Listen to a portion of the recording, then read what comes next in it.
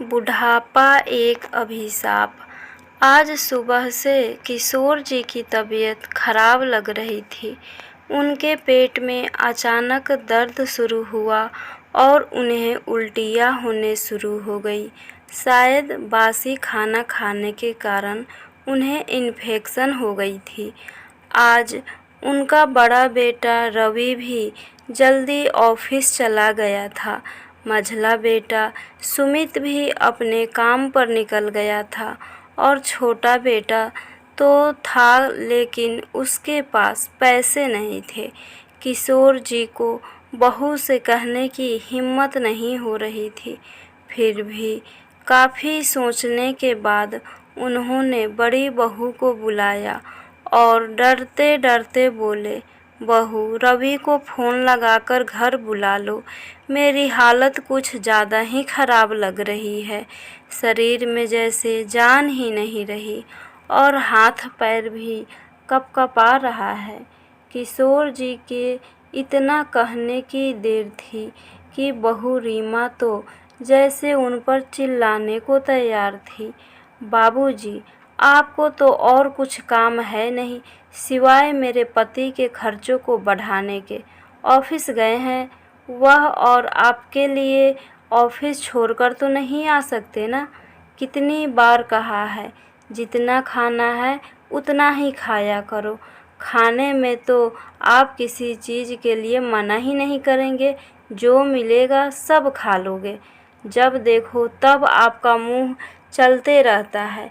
बुढ़ापे में अपनी चटोरी जीभ को काबू नहीं रखोगे तो उल्टी ही करोगे। बहू की जली कटी बातें सुनकर किशोर जी चुप करके वापस अपने कमरे में बैठ गए और लाचार भरी नज़रों से अपने छोटे बेटे विमल की ओर देखने लगे। विमल से अपने पिता की यह हालत बर्दाश्त नहीं हुई। उसने बिना कुछ कहे तुरंत बाजार के लिए निकल गया। उसके पास पैसे तो नहीं थे, लेकिन उसके पास एक घड़ी थी जो उसकी मम्मी ने बर्थडे पर दिया था। उसने अपनी घड़ी को बेचने का फैसला किया। घड़ी बेचकर जो पैसे हुए उससे अपने पिता के लिए दवा लेकर आया और अपने पिता को दवा खिलाया। दुकान वाले ने जूस का पैकेट भी दिया था, उसे भी समय समय पर पिलाना शुरू किया, जिससे उनको जान में जान आई। अब दोपहर के 3 बजने को आए और उल्टियों की वजह से बाबूजी का पेट बिल्कुल खाली हो चुका था और उन्हें बहुत ज़ोर से भूख लग रही थी, लेकिन बहू से कहने की हिम्मत नहीं हो रही थी। तो खुद ही उठे और मझली बहू के रसोई में खाना लेने लगे। खाना लेकर अपने कमरे की तरफ बढ़े ही थे कि मझली बहू रास्ते में ही रोक दी और बोली, यह क्या बाबूजी, अभी तो आपको उल्टियाँ हो रही थी और इतनी जल्दी आपको भूख भी लग गई। आपको क्या दिख नहीं रहा कि आपकी उल्टियों की वजह से कितनी गंदगी फैल गई है? चारों तरफ बदबू ही बदबू है। जाइए और पहले वह गंदगी साफ़ कीजिए। कहते हुए बहू ने बाबूजी के हाथ से खाने की प्लेट छीन ली। भूख से तड़पते हुए किशोर जी केवल बहू की तरफ देखते ही रह गए। सुबह से शाम हो गई, लेकिन किशोर जी के मुंह में रोटी का एक निवाला तक नहीं गया। शाम को जब उनका बेटा रवि घर आया तो उसने पूछा, बाबूजी, क्या बात है, आपकी तबीयत ठीक नहीं लग रही। किशोर जी ने उन्हें अपना हाल सुनाया तो रवि बोला, अच्छा, बस इतनी सी बात, अब तो आप ठीक है ना। इस अवस्था में तो कुछ ना कुछ होता ही रहता है, इसमें घबराने की कोई बात नहीं है। इतना कहते हुए अंदर चला गया। किशोर बाबू अपने बेटे से और बातें करना चाहते थे, अपने बेटे के साथ थोड़ी देर समय बिताना चाहते थे, लेकिन उनके बेटे के पास उनके लिए ज़रा भी वक्त नहीं था। किशोर जी ने अपनी बड़ी बहू से बोले, बेटा, मेरे लिए थोड़ा खिचड़ी बना दो। तभी बड़ी बहू तुनक कर बोली, मैं कोई नौकरानी नहीं हूँ और ना ही आपकी पत्नी हूँ जो आपकी हर फरमाइश को पूरी करूँ। जो खाना सबके लिए बना है वही खाना पड़ेगा। मैं अलग से कुछ नहीं बनाऊँगी। खाना है तो खाइए वरना जाकर सो जाइए। आपको तो बस बहू यह बना दो, बहू वह बना दो। तंग आ चुकी हूँ आपसे और आपके अतरंगी फरमाइशों से। थोड़ी देर बाद 2 सूखी रोटी और नमक लाकर किशोर बाबू के सामने रख दी। किशोर बाबू की जो भूख लगी थी वह मानो खत्म ही हो गई। वही 2 रोटी किसी तरह खाने लगे। तभी अंदर से आवाज़ आई, मम्मी मुझे थोड़ा और पनीर की सब्ज़ी देना। किशोर बाबू का भी पनीर की सब्ज़ी खाने का मन कर रहा था, लेकिन वह सोचने लगे, बहू से मांगूं या ना मांगूं। यदि बहू को देना होता तो रोटी के साथ ही ना दे देती। वे सब्ज़ी नहीं मांगे और किसी तरह खाकर अपने कमरे में चले गए। धीरे धीरे समय बीतते गया और एक दिन ऐसा भी आया जब बूढ़े बाबूजी को खाने के लिए दोनों बेटे के दरवाजे पर जाना पड़ता था, पर एक भी दरवाजे से खाना नहीं मिलता। आज बाबूजी भी अपने आप को अभागा ही महसूस कर रहे थे और भगवान से मन ही मन बोल रहे थे, वाह भगवान, क्या किस्मत लिखी है मेरी। इतना धन, खेती, पैसा सब बेटे के नाम तो कर दी, पर आज खाने के लिए उन्हीं बेटों के पास मेरे लिए अनाज नहीं है। बहुत सोचने के बाद बड़े बेटे के पास जाते हैं और कहते हैं, बेटा रवि, बहुत भूख लगी है, बेटा कुछ खाने को दे दो मुझे। इतना कहते सुनते ही बड़ी बहू रीमा झल्लाते हुए बोली, दिन रात मेरे ही पास खाओगे क्या? और भी बेटे नहीं हैं आपके? ज़मीन जायदाद में सभी ने बराबर का हिस्सा लिया है, तो उन लोगों के पास भी जाओ ना। और यह क्या? वाह ससुर जी, मेरी शिकायत अपने बेटे से कर रहे हो, अब आप चुगली करना भी सीख गए हो। इतना सुनते ही बाबूजी चुपचाप वहीं बैठ गए और करते भी क्या, अब मझली बहू को उम्मीद भरी नज़रों से देखने लगे। बड़ी बहू थाली पटकते हुए खाना दी मुझे। आंखों में आंसू लिए चुपचाप खाना खाकर वहीं रखे खाट पर लेट गया। उनकी नज़र दीवार पर टंगी उनकी पत्नी कमला जी के तस्वीर पर पड़ी और पुराने ख्यालों में गुम हो गए कि कैसे दिन रात मेहनत करके अपने बेटे को खिलाता था, खुद नहीं खाता था पर अपने बच्चे को पूरा ख्याल रखता था, जिससे कि वह भी बड़े होकर मुझे वही प्रेम और स्नेह दे, वही सम्मान दे। कहने को तो मैं एक ज़मींदार था, पर आज एक फुट्टी कौड़ी भी नहीं है। बाबूजी अपने पुराने ख्यालों में खोए हुए थे। उसी बीच बारिश शुरू हो गई, तो इस बारिश में गर्मा गर्म पकौड़े और चाय की चुस्की लेने का मन हुआ, लेकिन सोच भी रहे थे कि किसको बोलूं बनाने के लिए।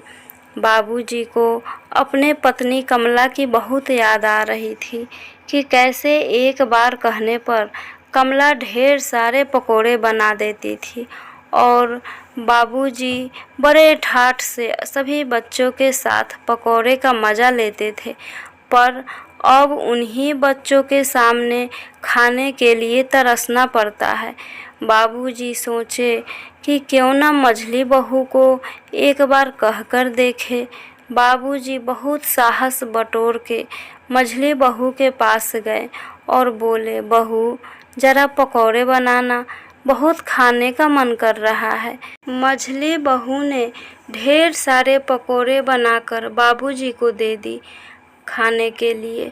बाबूजी भी आराम से कुर्सी पर बैठकर तृप्त होकर पकोड़े खाएं और फिर उठकर अपने रूम में आराम करने के लिए आगे बढ़े। दरवाजे पर आए ही थे तभी मझली बहू की आवाज़ कानों में गूंज गई, गोलू के पापा। अब बाबूजी आए तो ज़मीन पर कहना बैठने को, नहाते हैं नहीं, मेरी कुर्सी गंदी हो गई, देखा जरा कैसे महक आ रही है। थोड़ा मझली बहू की बात सुन ली बाबूजी। सोचने लगे मेरे हाथ में दर्द है, मेरा घुटना गिरने से फूटा हुआ है, तो मैं नहाऊं कैसे? और कोई मुझे नहलाता भी तो नहीं है, ना ही सर्फ साबुन देता है, ना कोई मेरे पास आता है। भगवान यही दिन दिखाने के लिए जिंदा रखा है। बाबूजी सोचते सोचते कब सो गए उन्हें पता भी नहीं चला। तभी मझली बहू बोली, हे राम, अब मैं क्या करूं? ससुर जी नहाते भी नहीं और मेरी कुर्सी पर बैठ गए। छी छी। मझली बहू ने बड़बड़ाते हुए कुर्सी उठाई और उस कुर्सी को पानी से धोते हुए बोली, हे राम, मेरी कुर्सी गंदी हो गई। सुबह सुबह छोटे बेटे विमल ने बाबूजी को चाय लाकर दिया। बाबूजी ने लड़खड़ाती आवाज़ से छोटे बेटे विमल को बोला कि बेटा, आज तुम मुझे नहला दोगे? कल मझली बहू बहुत गुस्सा हो रही थी, मैं बदबूदार हो गया हूँ। बेटे ने हामी भर दी। बाबूजी भी खुश हो गए। फिर विमल ने बाबूजी को नहलाया और अच्छे वस्त्र पहनाए। बाबूजी ने विमल से कहा, बेटा ज़रा दीदी को फ़ोन लगा कर देना, कहना बाबूजी आपसे मिलना चाहते हैं। बड़ी बहू को कहा था फ़ोन करने के लिए सुमन पर, बोली कि मेरे मोबाइल में बैलेंस नहीं है। थोड़ी देर बाद अपने मायके बात करने लगी, इसलिए तुमसे कह रहा हूँ। विमल अपनी बड़ी बहन सुमन को फ़ोन किया। हेलो दीदी, कैसी हो? सब कुशल मंगल है ना? लो बाबूजी आपसे बात करेंगे। थरथराते हाथ से फ़ोन लेकर बोले, बिटिया कैसी है? बड़ी दिन हुई तुम्हें देखे हुए, बाबूजी से मिलने को जी नहीं करता। सुमन बोली, हेलो बाबूजी, मैं ठीक हूँ। आप जानते हो बाबूजी, मैं क्यों नहीं आती? भाभीयों का ताना चुभता है। खैर आपसे मिलने आ रही हूँ। अपना ख्याल रखना बाबूजी, प्रणाम। सुमन एक दिन बाद बहुत सारा नाश्ता घर से बनाकर अपने बाबूजी के लिए लेकर आई। जब भाभीयों ने जाना कि ननद आई है तो क्या बोली, क्या हम आपके पापा को खाना नहीं देते जो आप खाना लेकर आई हैं? बुरा न मानना दीदी, पर यह ठीक नहीं है। गांव वाले मेरे बारे में क्या कहेंगे? मेरा तो नाक कटवा दी आपने। सुमन ने भाभी को कुछ न कहा, वह बाबूजी को प्यार से खाना खिलाने लगी। उधर दोनों भाभियों आपस में बात करने लगी। आई है बाबूजी से पैसा लेने के लिए, हमेशा ठग कर ले जाती है, इस बार भी लेकर जाएगी। इतना बोल सभी अपने अपने कमरे में चली गई। किसी ने सुमन को एक खाना और एक गिलास पानी तक नहीं पूछा। सुमन बाबूजी को खाना खिलाकर अपने घर जाने लगी। तभी बड़े भाई पर नज़र पड़ी। सुमन रो पड़ी। रोते हुए बोली, भैया क्या मेरा इतना भी अधिकार नहीं है कि मैं अपने घर में आ सकूं और अपने पापा को अपने हाथों से खाना खिला सकूं? क्या मेरा बाबूजी पर कोई अधिकार नहीं है? भाई अपने बहन को कुछ न कह सका। बेचारी सुमन रोते हुए मायके का दर्द सीने में दबाए अपने ससुराल चली गई। बेटी की आंखों के आंसू देख बाबूजी तड़प रहे थे। क्या मेरी बेटी को इतना भी अधिकार नहीं कि वह अपने मायके आ सके? कमला होती तो बेटी के आते ही पाँव धोती, पैरों में तेल लगाकर कहती, बेटी खा ले। जिद करती, बेटी आज भर रुक जा। बाबूजी सोचते सोचते वहीं गेट पर बैठ गए। उन्हें याद आने लगा कैसे मेरी सुमन दिन भर सबका काम करती रहती थी, सब भाइयों का ख्याल रखती थी और घर को भी चमकाए रहती थी। सारी बातें सोचते सोचते बाबूजी उठे और अपने रूम में जाकर लेट गए। विमल ने पूछा, बाबूजी खाना खाओगे क्या? क्या हुआ, तबीयत ठीक है ना बाबूजी?